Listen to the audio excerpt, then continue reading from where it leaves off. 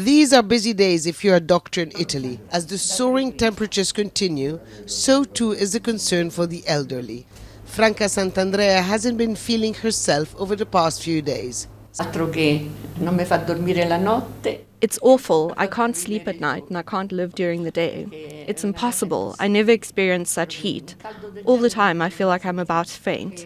Normal life is already more difficult at our age. The heat just takes everything out of me.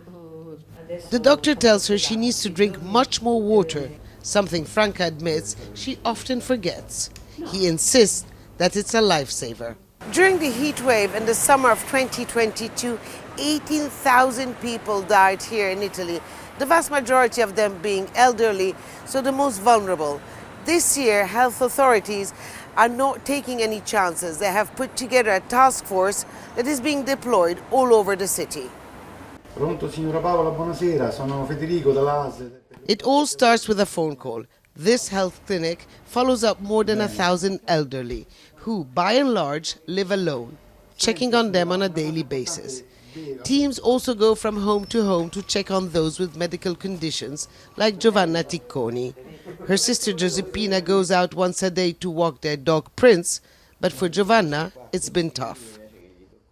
Adesso è quasi un mese che proprio tra l'ospedale. It's been nearly a month. I've only been at the hospital or here at home. It's horrible. I don't get depressed, but I get very nervous.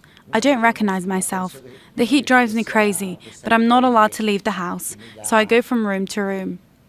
Both sisters told us about their fear of isolation ever since the COVID pandemic, and to have a daily phone call or a visit is reassuring.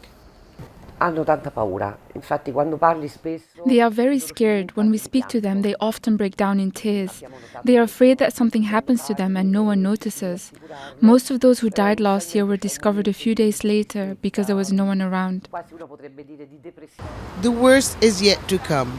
During these days of a red alert, the elderly are a huge concern. Hud Abdelhamid, Al Jazeera, Rome. South Korean President Yoon Suk-yeol